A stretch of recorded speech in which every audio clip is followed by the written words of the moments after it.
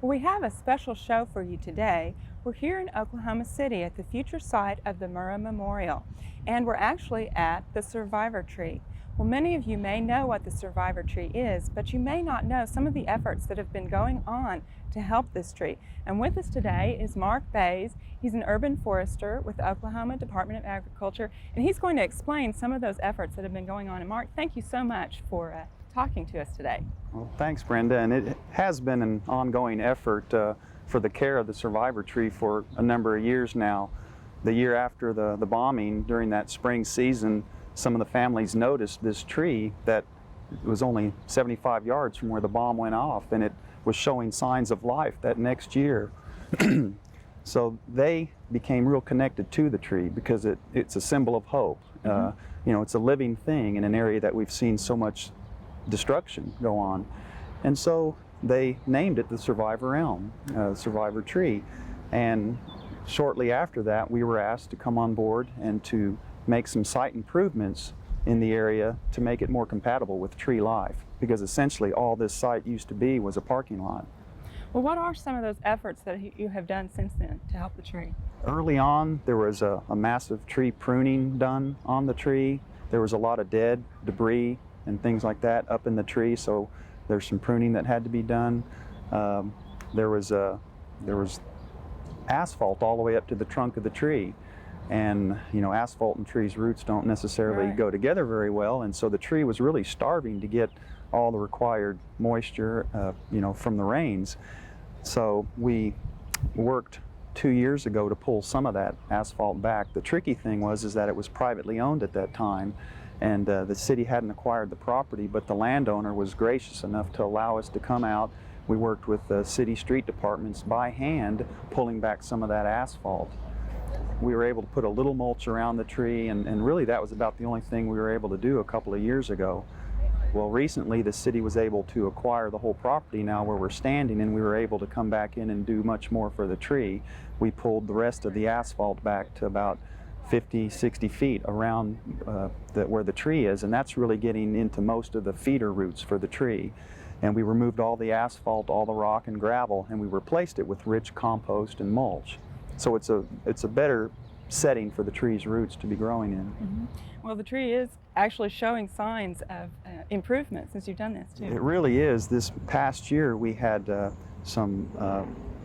did some pruning on the tree, and McCoy Tree Surgery from Norman came out and helped us and volunteered their time for a day, and we had to prune a few branches off, and we looked on the growth rings of the tree, and we noticed in the past 2 years the growth for the tree really was starting to improve when you compared that with earlier growth on that. So that's a good sign that the tree is responding very well to all the things that we're doing down here. Well, in addition to these efforts that you've made to help the tree, you've also been collecting seeds from the tree, and what are you doing with those? Right, well, what we're doing is we've collected a good number of the seeds from the tree, and I brought one of the little guys with us today. We're growing these for the Murrah Memorial Foundation, and this is a seedling from that first year following the tragedy, and we've been giving these seedlings to the victims' families and to the survivors, and that way they can take this tree back with them and care for the tree and plant it wherever they want. And it's kind of a nice gesture, I think, on behalf of the Memorial Foundation to, you know, allow the families to bring a part of the memorial home with them and part of this living tree that they've all become so connected to for their own special reasons.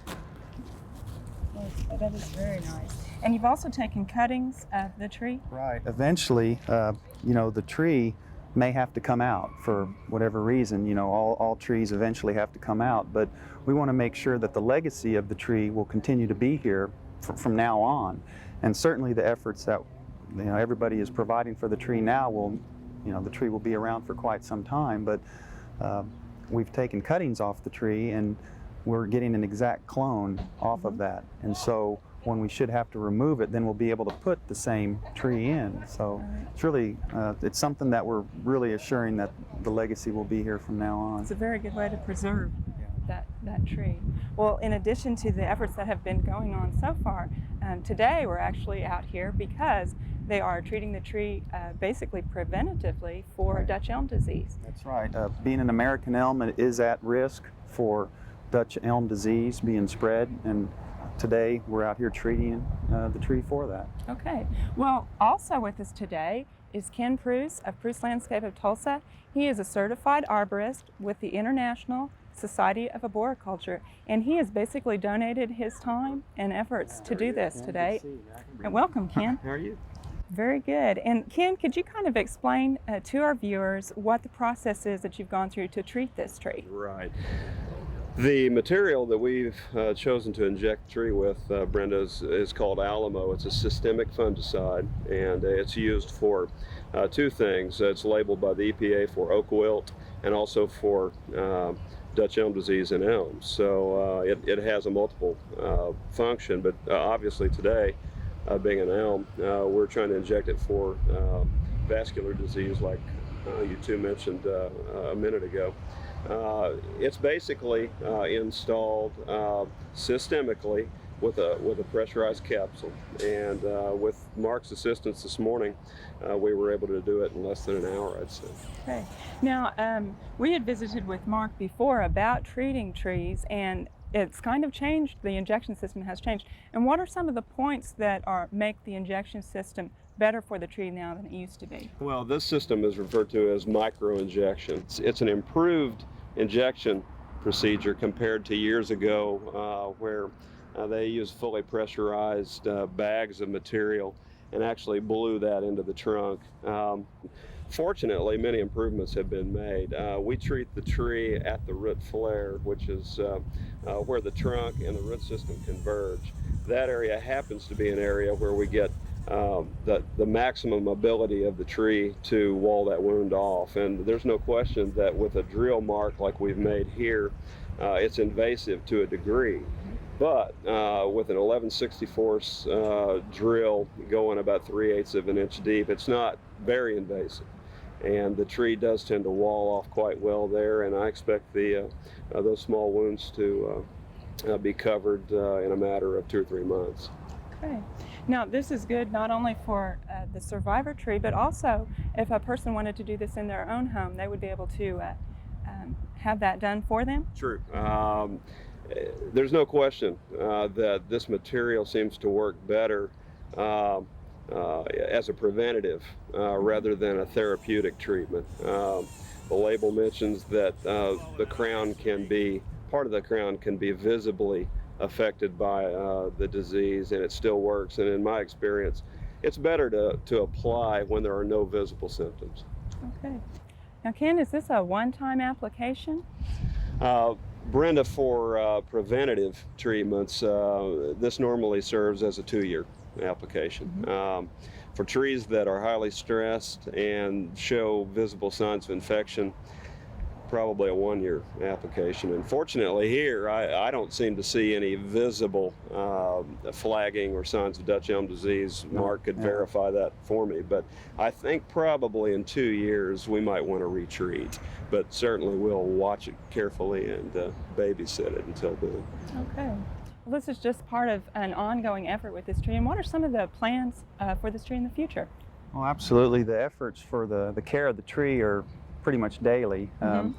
And our job is easy because we get phone calls from so many different people asking about the tree and reminding us that it's still here. And if they see something wrong with the tree, well, they'll point it out to us, and we can come out and help the tree along. This tree is a vital component of the end product, which is the Murrah Memorial itself. And in the international design competition, part of what they had to do was to make provisions to have this tree in the memorial. So in the next few months they're going to start construction activities around the tree, and they've asked us to come out and make sure that we've set up a barrier fence around the tree and provide for a protection zone, if you will, from the tree to all the other construction that's going to be going on. So we'll be working directly with the construction teams that are out here and the general contractors, working with them to make sure nothing is done to harm the tree.